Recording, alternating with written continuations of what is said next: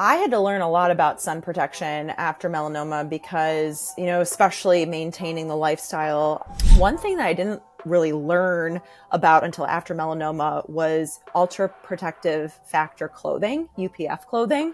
That was something new to me and really piqued my interest. But what a lot of people don't know is the appropriate way to use spray sunscreen. So one of the biggest trigger points for me is if I'm out on vacation and I see, moms spraying down their kids. I always say melanoma prevention is a lot cheaper than melanoma treatment, and take it from a survivor and a daughter of a stage 4. Welcome to Derm-It Trotter. Don't swear about skincare, where host Dr. Shannon C. Trotter, a board-certified dermatologist, sits down with fellow dermatologists and skincare experts to separate fact from fiction and simplify skincare. Let's get started. Welcome to the Derm-It Trotter Don't Swear About Skincare podcast. We're continuing sort of our patient perspectives, approach where I'm bringing you information from patients or the public, just like yourself, listeners out there that have gone through something skin related, to share your perspectives and to have some discussion about it. On today's podcast, I have Leah Adams, an avid runner. She's also a melanoma survivor and the daughter of a stage 4 melanoma warrior. She's back on the podcast today to talk a little bit about sun protection practices, because I feel like this is sometimes where I'm always in a debate with a patient about what they might be doing and what we think actually might be the right way to protect yourself from the sun.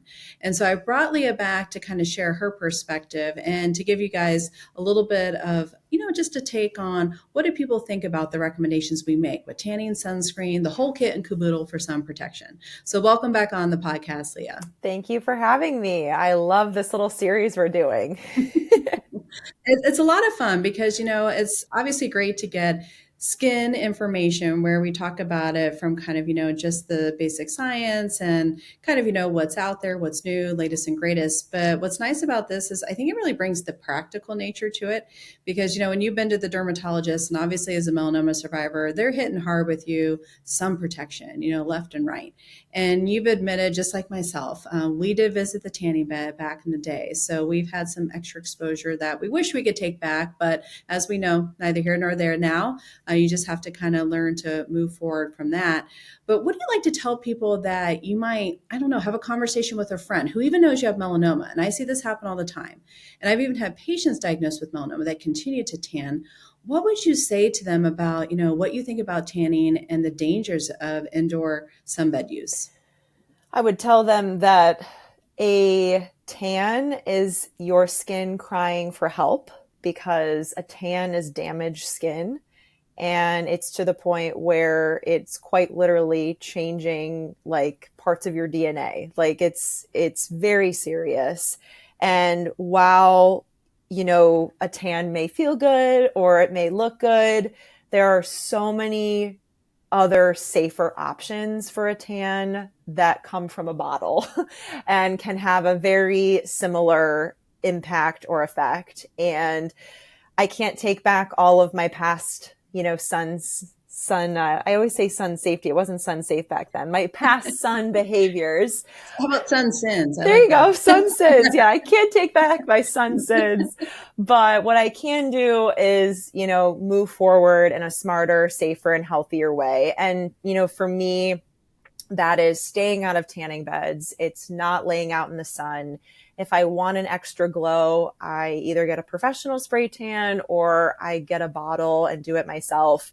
Or I just embrace my natural skin tone and who I am, because that is when you're most beautiful, when you are your truest self. And yeah, tanning beds, they're really harmful. I mean, there's a reason why you sign your life away before you get into one. There's a reason why there's a giant warning label on those machines. And it's something I looked at all of the time. Just like there's a warning label on cigarettes, just like there's a warning label on alcohol. Those warning labels are there for a reason.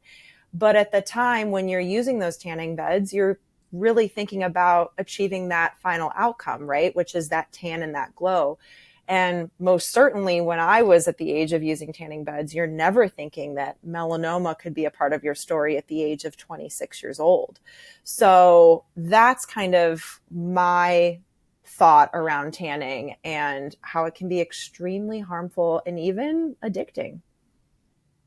Yeah, I think the addicting nature that you mentioned is important to bring up because a lot of people don't realize like how I think it makes them feel, right? They go into a tanning bed and we've talked with a lot of patients here that, yeah, they might tan because they get a little bit of that nice brown glow. They feel like it makes them look better, healthier.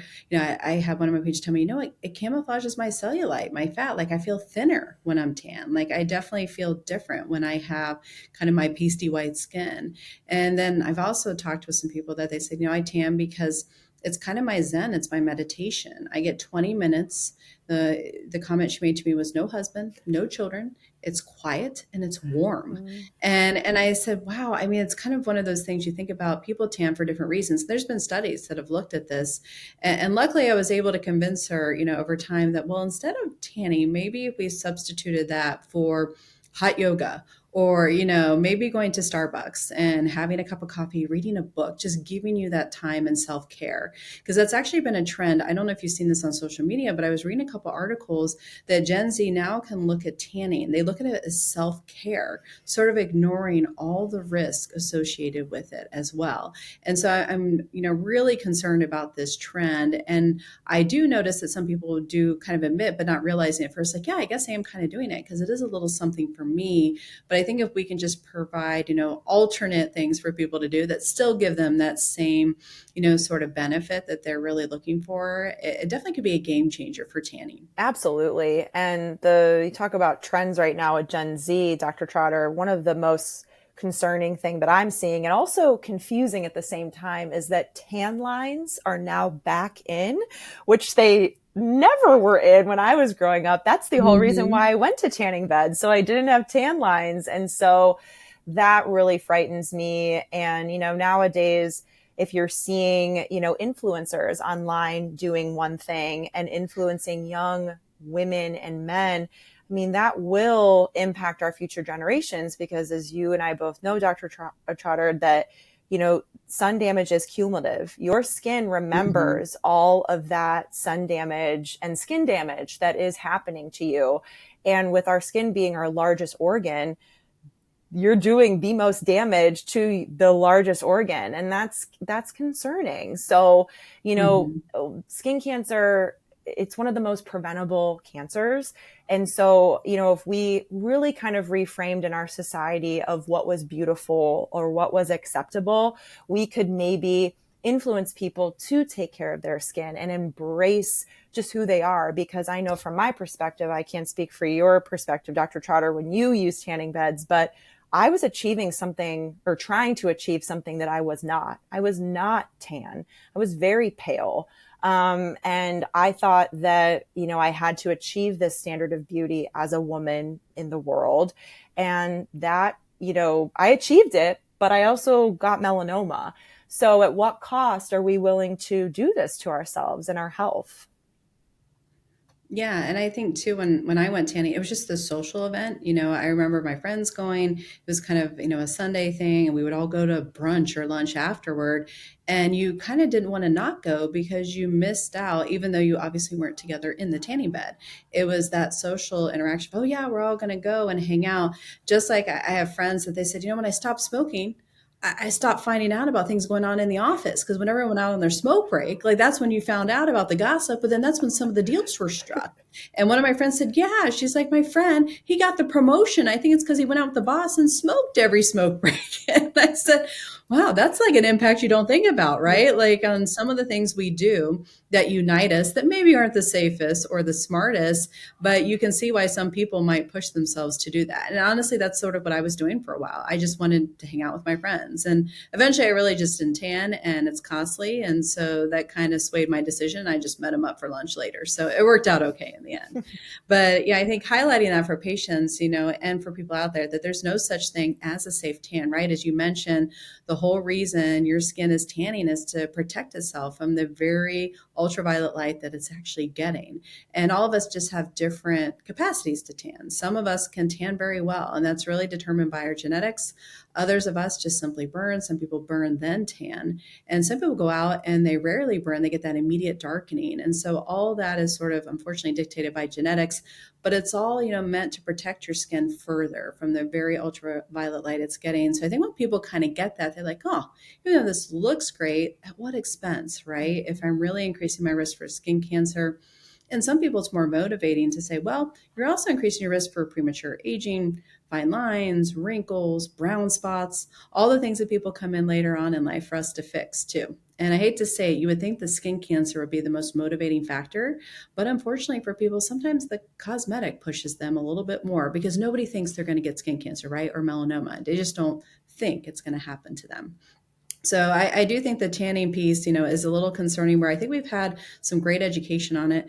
But yeah, watching what's happening now, tan lines and self-care through tanning, not a great idea. Not a great idea, as we know. And so, tanning is definitely one piece of the puzzle that we know, and people going inside using indoor tanning beds. What types of things have you kind of learned through your journey, maybe about sunscreens or other sun protection measures? You're like, oh, I didn't even realize that that was accurate or a thing. Maybe some myths that you actually kind of encountered, or maybe your dermatologist you read online kind of busted for you. Yeah, so I had to learn a lot about sun protection after melanoma because, especially maintaining the lifestyle I was maintaining of being an outdoor runner and, being a golfer and a hiker and going kayaking. I didn't want melanoma to stop me from living my life outdoors. So I had to navigate how to do that, but do it in a smart, safe, and healthy way. So I really just started dabbling with like a bunch of different sunscreens, whether it was chemical sunscreen or mineral sunscreen, and finding, which one worked best for me and my lifestyle. And I use both chemical and mineral. I know that that's a big debate in a lot of different communities or on social media. But, my thing is, no matter what sunscreen you're wearing, all that matters is that you're wearing one that you remember to wear every day and reapply, and one that you like to wear. Don't force yourself to wear something if you don't like it. We're now in a time where there is sunscreen from all different brands, all different types, creams, sprays. Now it's being implemented into makeup. So, there's so many different ways to try out sunscreen. One thing that I didn't really learn about until after melanoma was ultra protective factor clothing, UPF clothing. That was something new to me and really piqued my interest because wearing that type of clothing, it's very similar to wearing sunscreen, yet it doesn't rub off, it doesn't wash off, and you don't have to reapply it because you're, as long as you're wearing it, it's protecting you. And I kind of have gotten into a groove of using sunscreen and protective clothing and using it together. I find that to be the best duo. And what's really nice now too is, just like sunscreen, we're also now in a age where there's so many different brands of protective clothing that's protecting you from the sun, whether it's active clothing, resort wear, everyday wear, different hats. Like there's really, really great options for all ages, even different swimwear brands and making different types of swim pieces for really just meeting people where they're at as far as what they're comfortable with. Like there are people that, have had melanoma that will not wear a 2-piece bathing suit or bikini ever again. And that's totally their prerogative and totally their preference. And they just wear long sleeve 1 pieces or maybe 2 pieces. Again, kind of going back to the mentality of not letting melanoma stop me from doing what I want or love. I still wear bikinis or 2 pieces. I just wear a lot of sunscreen, a hat, usually seek shade, and have a cover up or a beach wrap with me too. It's also kind of making yourself feel quote unquote still normal, even after you've had a really maybe abnormal experience. We talked about this on a last episode, but really the little things add up to be the big things. And, sun safety doesn't have to be rocket science. It really are these little steps that you're making a part of your new routine that over time, that new routine just becomes habit, right? Just like anything. So yes, it took me a while to really dive into the sun safety world with sunscreen and protective clothing. But over time, I found what worked for me, what didn't work. And I've also been able to, get involved in the melanoma community and learn about other products or other things that could also work for me. Yeah, and I like what you mentioned when you're combining those, because I think for any sun protection regimen, there's not just one way to go about it. In fact, we try to encourage people, yeah, do more than one thing, common sense measures, don't be out during peak hours if you can avoid it. But sometimes that party's scheduled right at 2 p.m. or you only have time to mow the lawn right at noon, right? So you have to kind of be practical for people. But then adding in, sun protective clothing, as you mentioned. And I like how you said use in a combination with sunscreen, because that's really what we push in dermatology. It's one isn't meant to replace the other. They're sort of just meant to be complementary. And you can see this on some of my farmers that really never wore a lick of sunscreen. You can see tan lines from where they still got sun underneath their clothing. So it's not as bone white as you might anticipate, but a lot of them, they got their overalls on, and they've also got on a t-shirt. You can still see where they got sun, even though it may not be as prominent as the areas that weren't protected. So I always push people to do sunscreen with your sun protective clothing, because it is kind of going to work nicely together. And especially as sunscreen wears off and we're not always the best at reapplying. That is one of the things I think we sort of tease, that when I have patients come in, they're like, hey, sunscreen doesn't work for me. And I'm like, well, what are you doing? What are you using? And I try to tell people a lot of times it's user error with sunscreen. I mean, it really is dependent on, do we put enough on? Do we use the right type of sunscreen? How often are we reapplying? Are we in water a lot and maybe we're not doing water resistant? So there's a lot of factors at play. What I like to tell patients is, do an SPF minimum of 30, but I usually push the envelope to them. I prefer at 50. I push it because we tend not to put enough on. I tell people, no, that doesn't mean you get to reapply less frequent. I still want you to apply frequently. And our recommendations will say every 2 hours, but honestly, I'll tell people about every hour, sometimes 45 minutes to an hour, especially if they're very fair, since SPF is kind of a relative term for them. And I tell them, look for that broad spectrum on the label. As long as you meet those two requirements, I'm usually pretty happy. If you are in water, get the water resistant, good for 40, 80 minutes. I'll push them then to follow that for reapplication. And like you mentioned earlier, I think a really good pearl that you mentioned, find a sunscreen you like. Because if you don't like it, you won't use it, right? So some people are very particular on feel, smell, texture. I tell you, as long as you're getting those bare minimums in there, SPF 30, me push it to a 50, you have broad spectrum on there, you reapply a minimum, every 2 hours, but most people tell them shorter, 45 minutes to an hour. You can actually be pretty successful with sunscreen. And I think the amount matters too. I'll try to guesstimate for people about a quarter size amount for head, neck, ears. They say a shot glass for your entire body, but honestly, not everybody is created the same, right? So I tell you, you might need a few shot glasses. And I hate to say it, but I feel like more is often better. Sometimes we say more isn't often better with things, but sunscreen, I tend to push the envelope and again, tell them more is better. Put on about 25 minutes to half hour before you're going out, just to give yourself some time to kick in, especially if you're using one of our chemical-based sunscreens. But as we talked about early on, I always highlight for people, zinc oxide, titanium dioxide, our mineral sunscreens are chemicals too. So just kind of keep that in mind. But if you're uncomfortable with the thought of a true chemical sunscreen, you can stick with the mineral only or use hybrids. I use hybrids a lot too, where they're a mixture of both, like you mentioned. But don't use it as an excuse not to put sunscreen on. I think that's the big thing we want to emphasize for people. Because I do have patients like, yeah, I just don't like the concept of chemical sunscreen. Like, well, we got a solution for you. There's mineral based, so you can feel confident with those. Even though I try to reassure them at this point in time, we do feel like these chemical sunscreens are safe for us to be using.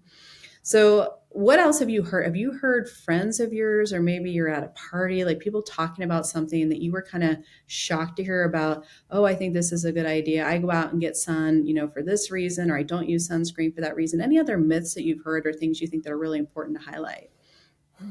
Gosh, I feel like I've heard so many of them. I've really had to have conversations with friends around reapplying sunscreen. I know we already talked about that, because there is that notion of, especially when people go out, on vacation somewhere, they bring one bottle of sunscreen for a week-long vacation. And I'm like, that is not going to cut it for you. And if you're bringing one for the whole family, absolutely not. So another thing too, just kind of piggybacking off of sunscreens, specifically spray sunscreen, which I am a fan of. But what a lot of people don't know is the appropriate way to use spray sunscreen. So one of the biggest like trigger points for me is if I'm out on vacation and I see, you know, moms spraying down their kids and they are just spraying and I see the spray just go with the wind and not even touch the skin of their child. And I'm like, and then they're like, okay, go and play.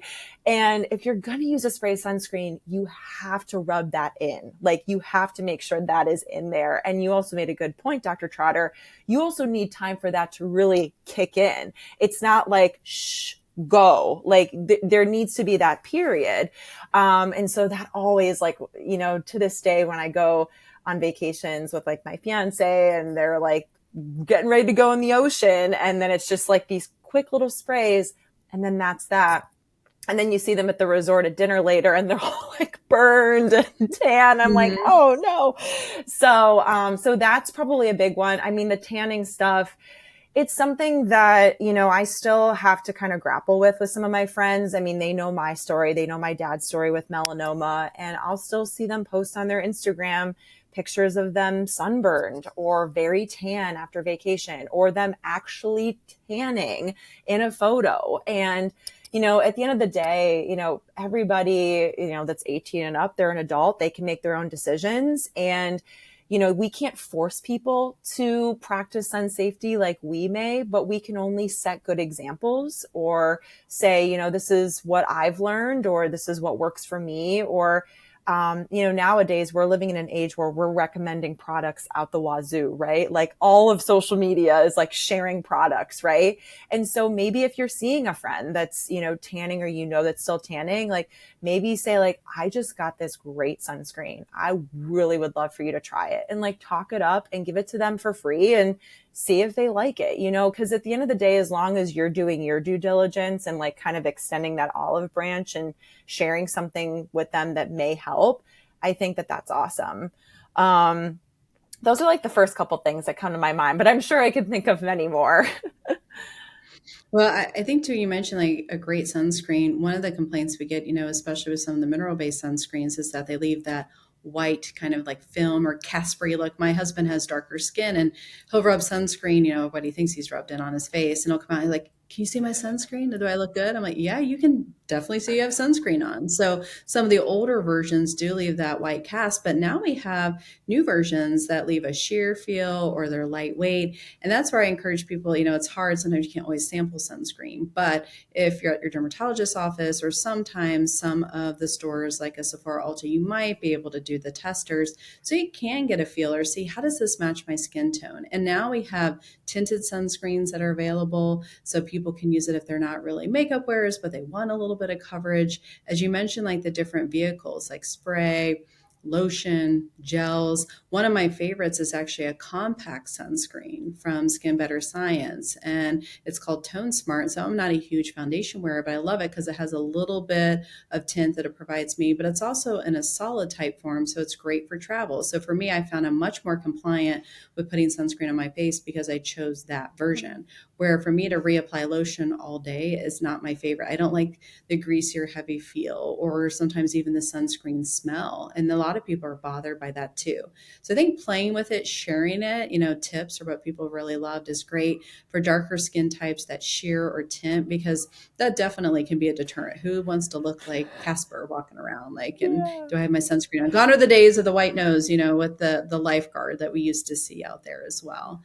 And I think too, the other thing a patient came in, they were talking to me about is the whole vitamin D concept. You have people tell you like, oh no, I need to go out and get my sun, especially where you're at in Northeastern Ohio, where there's not a lot of sun, and they're worried about vitamin D deficiency. Is that something that you've heard people say, like, I need my sun for my vitamin D? Oh yeah, absolutely. And again, I think sometimes they use it as an excuse, right? Because, if I make it sound like a medical or a health related thing, then this behavior is okay, which absolutely like that's false. And what people also don't understand is you can obtain vitamin D in other ways besides being out in the sun, whether that's dietary supplement, eating certain foods have vitamin D. And also while you're wearing sunscreen out in the sun, sunscreen is not protecting you 100% from the sun. You're still able to absorb some level of vitamin D, from the sun while you're protecting your skin. So it's like this kind of all or nothing, black or white thinking. Like, it's like, oh, if we're don't go in the sun, we will have zero absorption of vitamin D and won't be able to get it from any other, avenue. And that's completely false. And that's a myth. And again, I think people use it as an excuse. I'm not sure what your thoughts are on that, though. Yeah, I think that's a common thing people come in and talk about. They're like, oh, yeah, I need to get my sun exposure for vitamin D. And I'll tell them, well, vitamin D from the sun is a multi step process. It's a bit more complex than just going out there and getting sun exposure. And I'll explain actually everyone's ability to do that. It can actually decrease over time, and especially as we get older. And so I tell them exactly what you mentioned. One, it's good to know, do you truly have a vitamin D deficiency? And if you do, we can measure that. We can do a blood test. We know certain people are at risk because of just simply where they live geographically. Other people might be more of a physiologic issue. And there's other reasons people can be vitamin D deficient. But once we identify that, the best way to get it is through proper supplementation and fortified foods. And so I think that's what I try to emphasize with people is that, the sun is there. It has health benefits. I think nobody disputes that, except for maybe some dermatologists. I mean, we do have some of us that are still kind of, I think, not very practical for people. People are going to go out and get in the sun. That's life, right? The sun helps with, mood and our circadian rhythm. And it helps, obviously, I think, with people just having, that feel good effect. We know that people report that, versus the cloudy days that we're so accustomed to here in Ohio. And so there are health benefits. I think like anything else, we need to do it in moderation. What we're trying to do is, dermatologists and people like yourself is advocate for sun safety. So you're just doing it smarter. But you're right to like go out there and say, I'm just going to get unprotected sun all the time or fry myself for good vitamin D just doesn't make sense. And I tell people, would you really want to do that at the expense of potentially getting melanoma? And when you kind of put it that way, or again, I hate to say it, the way the sun can age us all. And a lot of people, they'll admit that. They'll say, yeah, my grandmother lived out in the sun and oh my gosh, she looked like leather before she passed away. And I'll tell you, yeah, that's something that can happen too. And if that motivates you, I mean, I hate to say it, but I'll take it. If I don't scare you with the melanoma and skin cancer piece, okay. But I'll take whatever I can just to put, a spin on it that people realize, it's something that you have control over. You can go out and still enjoy life and you still can do everything right. And I do tell patients you could still get skin cancer, right? For somebody that says, well, I was really good about sun protection. I did this throughout my lifetime. And I tell you, yeah, there's other reasons too that we get skin cancer or when those errors occur in the DNA of our skin cells and skin cancers form. And sometimes, yeah, you can do everything right. And I said, just look at people that do smoke and don't get lung cancer. That happens too. So it's all about risk. But if we don't have to give you unwanted risk, like why would we do it, right? If we have tools to prevent, let's work on that and get the vitamin D a better way. So that's usually kind of the approach I try to take, which usually convinces people, but it can be tough because I think they're sold and there's this, perception of I just get sun and I've got vitamin D and not even realizing it's a bit more complex than that. Yeah. And I always tell people that when you're finding excuses on, ways to not protect your skin because you want to achieve a tan or what have you, I always say melanoma prevention is a lot cheaper than melanoma treatment. And take it from a survivor and a daughter of a stage 4 melanoma patient. It's this, a lot of this is so preventable. And if we can just really take a step back and realize that melanoma skin cancer does not discriminate. It doesn't care how old you are. It doesn't care what gender you are. It doesn't care what race or ethnicity you are. It doesn't care what your socioeconomic status is. It can happen to anybody. And I think the more and more people that realize that and we share our stories and have conversations like the one that we're having right now, Dr. Trotter, hopefully we're able to leave a footprint on somebody and really wake people up that this could happen to them. And again, knowing that something is so preventable. And I get it. My mid-20s when I was diagnosed, I thought I was invincible. I thought nothing was going to touch me.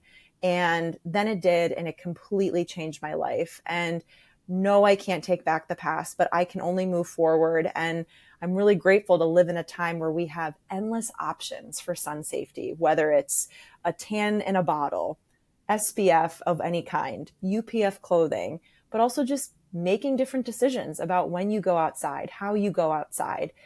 There's so many different ways. You don't have to let melanoma dictate how you live your life moving forward. I love that. And information is power, which is what we're trying to bring to people.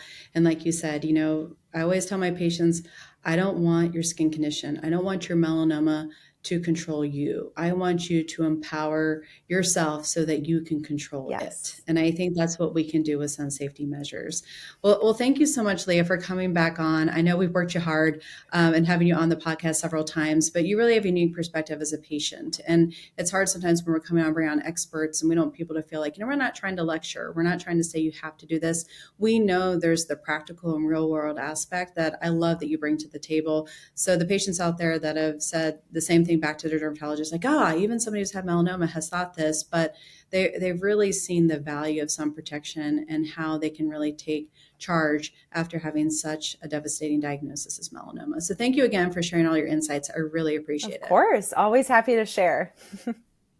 For our audience members, if they want to find you online, can you let them know where they can actually locate you? Absolutely. So the best place to find me is on Instagram. I'm at the Leah Alexis, all lowercase, and you can follow along all of my melanoma running and journey on there.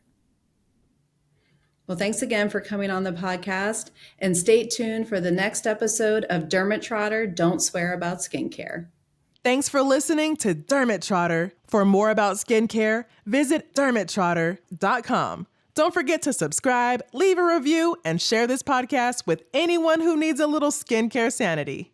Until next time, stay skin smart.